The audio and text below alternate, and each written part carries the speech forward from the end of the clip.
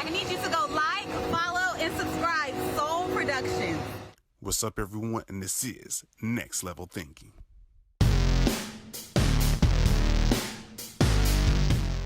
What's up, everyone? It's a quick little blog, little video.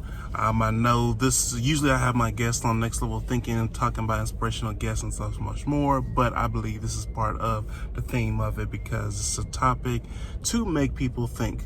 So on this one, real quick blog, I'm going to talk about Kanye West coming down to Houston with Joel Osteen. So let's go ahead and break right into it.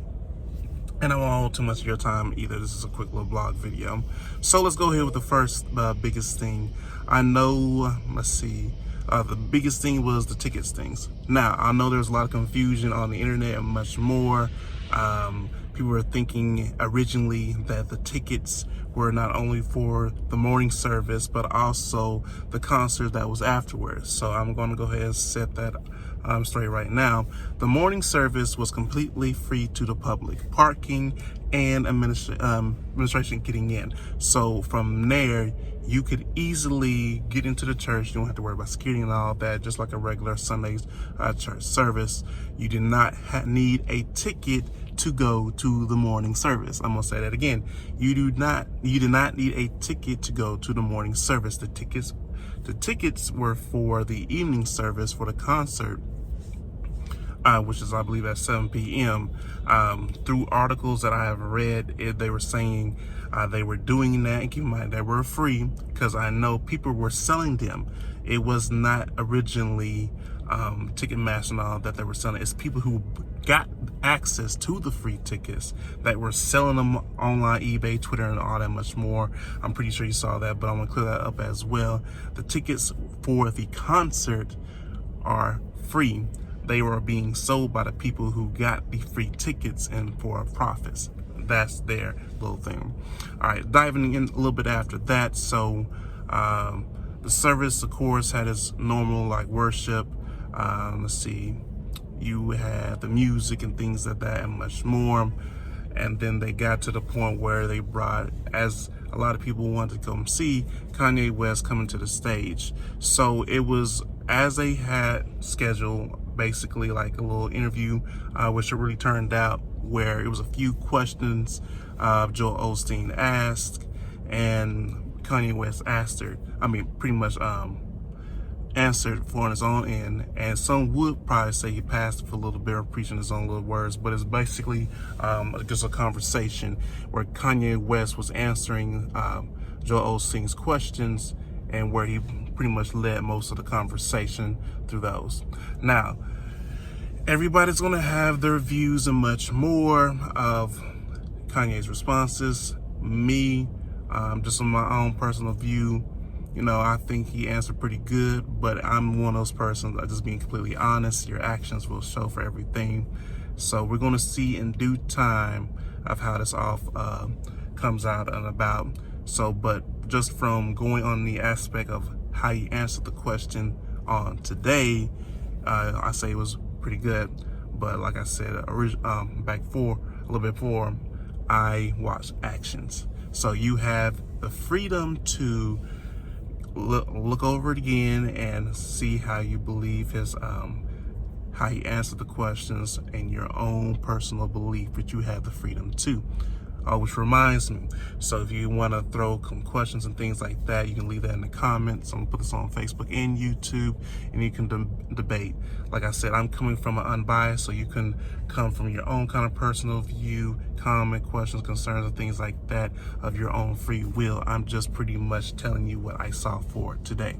So after that, of course, you have the questions and the answer by Kanye West, which I think was really good. You have your own right to believe on that. Afterwards, you went to the tithes and offering part, and then to Joel Osteen's. Now, this is going from what I saw in the building. Some rumors that people are forced to give this huge amounts and much more when they do the tithes and offers and things like that. I'm not deep in detail into that, but I'm just going off of what I saw.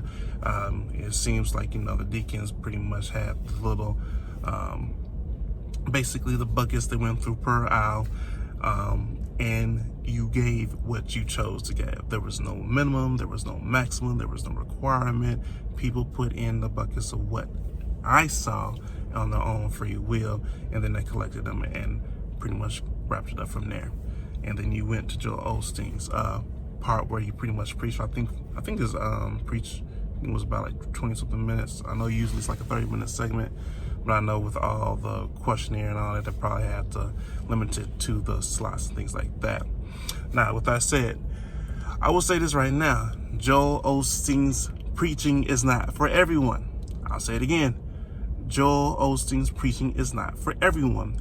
The way that he preaches is more of the motivational, inspirational, kind of soft kind of touch. And for the congregation in this church, that works perfectly for them. That's his style.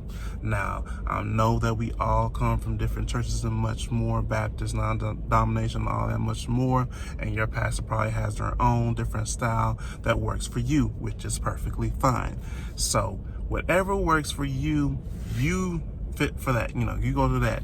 If Joel Osteen's message and the way he preaches is not fit for you, perfectly fine.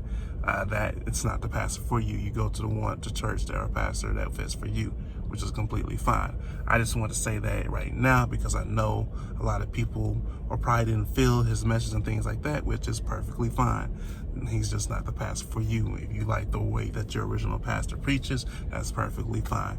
Because honestly, there's a lot of different religions, pastor styles, thought, and all that much more. So again, you go to the one that you like the most. Trying to see.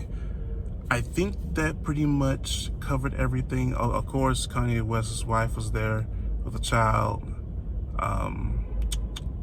Church was pretty packed, which is to be expected for Lakewood. Trying to see if there was anything else I need to hit on. The questionnaire, ties, the preaching. I think that's pretty much it. So this is just a video of what I saw today at Lakewood. We all could have streamed it. You've been there in person, and much more of what I got from the message of today. So feel free to debate among your friends and families and much more. I just want to show and tell what I saw for today. So with that, make sure you subscribe, like, and share to your friends and family this video, and subscribe to YouTube because I'm going to be sharing them, because this is the kind of things that we like to talk about, and it just makes us think. I think the last little thing is I want to say is this: stay open-minded. Stay open-minded, because if I want to be completely honest, we all come from different backgrounds. You all raised from different countries, religious belief, and much more. Just because someone has a different view of things does not mean they're necessarily wrong. But you have the right to your own belief and values and much more. Just understand that someone is going to have a different belief than you, because we all are created differently. So with that said, I'm going to go and end this out. Hope you enjoyed, and enjoy the rest of your day. Peace.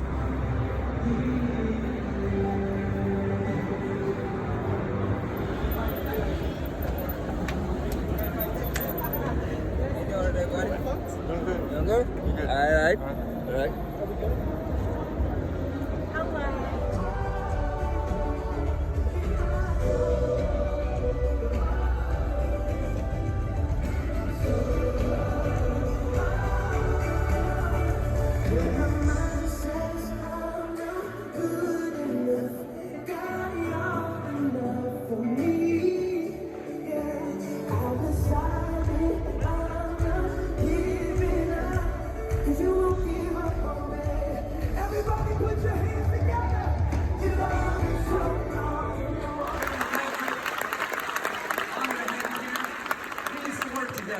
At the television station, honored to have you. We love you. We one of our long-time friends, Congresswoman Sheila Jackson Lee, is always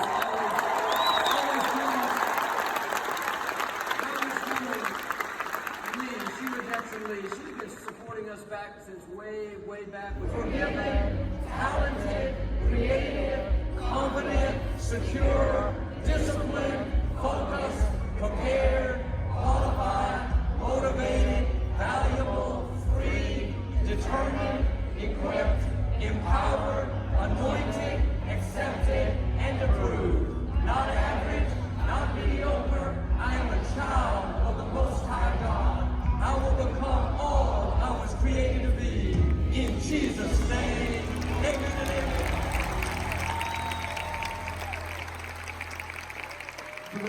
4:6 says, don't